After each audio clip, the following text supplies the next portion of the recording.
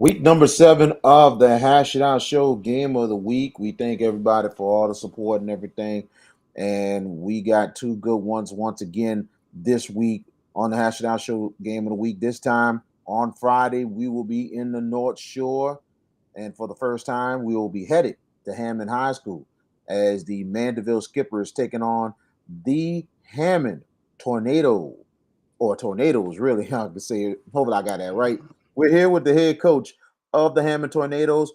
Tornadoes. Tornadoes, yep, that's it. The head coach is Coach Dorsett Buckels. How you doing, Coach? I'm good. How you doing? Good, man. It's good to Hey, have you thank on you and for having everything. me. Absolutely. You came into a program that was kind of building and everything else, but now you've got this program to a point that it ain't just competing; it's starting to win. What are your thoughts so far of how your team is starting to really come together at Hammond High School? Well, when I first came to Hammond, we always knew that we have the talent here. We had the talent here. When we came here, we just wanted to change the culture, change the mindset, and I think that has happened. Not only on the field, but also academically. Just last year we had 44 young student athletes, with a 3.0 to a 4.0. So just making a difference in the classroom. We knew that it just translate over on the football field as well, and that's what we wanted to do. Awesome. Last week, tough loss to St. Paul's and everything. What you can say about last week going into this week's game? I know this is a pretty much it's been a tough schedule, but I know the district is very tough in itself, right, Coach? Yes, sir. The district is, always tough. Going into St. Paul's, we felt good going into St. Paul's, but like I tell my kids every week, we have to minimize the mistakes, and that's something that we've been getting a lot of penalties. So when we come in and watch film on Saturdays, we talk about it, make corrections, and say how it should have been done, and just get back on the field. Like yesterday, we had practice. You know, St. Paul's in 24 hours. I told them we couldn't get that game back. Is continue to get better.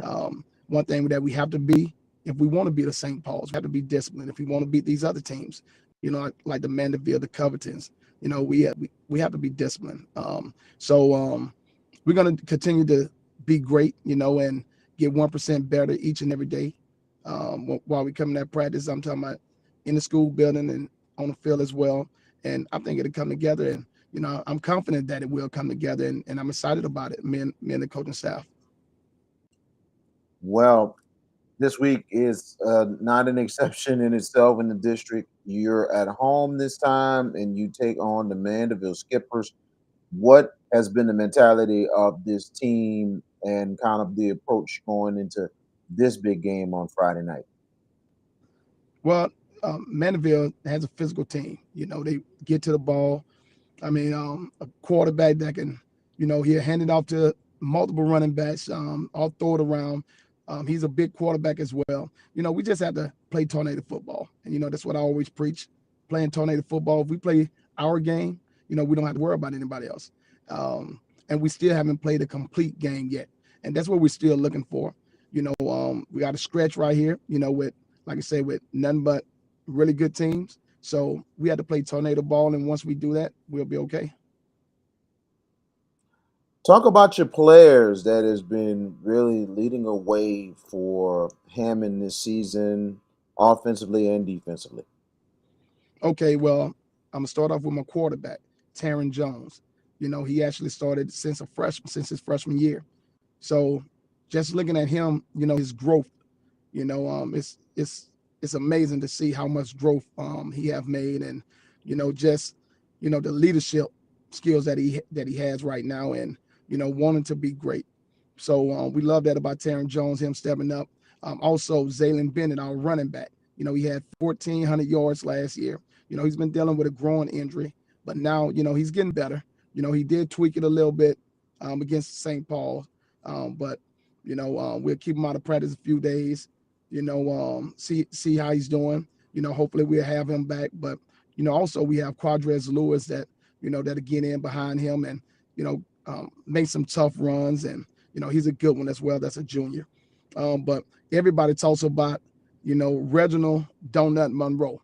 This kid right here, he ran a two punt return. I'm sorry, three punt returns back, and one kickoff return. So he's definitely explosive. He's electrifying. So he's excited to see.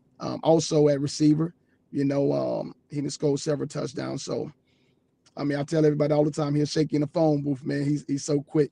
So that's a few on offense. But also on defense, we have Alante Beecham. He has, I want to say, 12.5 sacks. He's doing really good. We just got to continue to get better. We have Arnell Gardner on defense. He's a free safety. He's a quarterback of the defense. So I can name a few. Caden Pascazzo. He has come along tremendously. So like I said, if we just continue to play our game, our ball, we'll be okay. Very much understandable there. It's been pretty much an atmosphere, a big atmosphere over at Hammond High School since it's been some years now since Hammond has been back at the home campus playing their football games. I know at one point that they were playing their games at Southeastern, but a lot has changed since you have taken over the program, and now you're making the home field advantage home and good again for yourself, for your team, and for the community.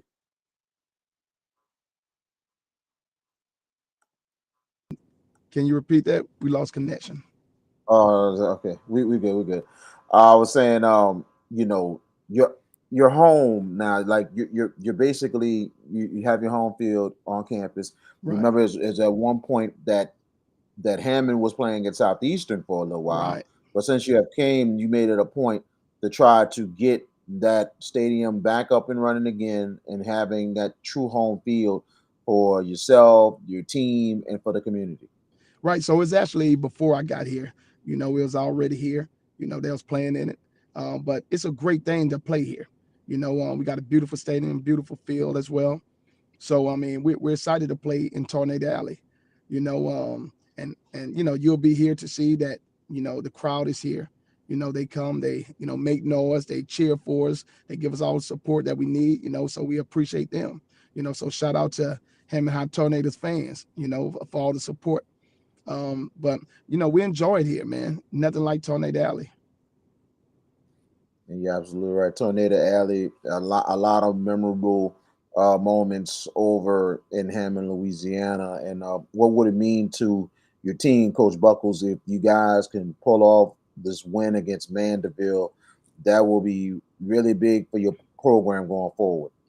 It will be big, simply because we actually never beat Mandeville here.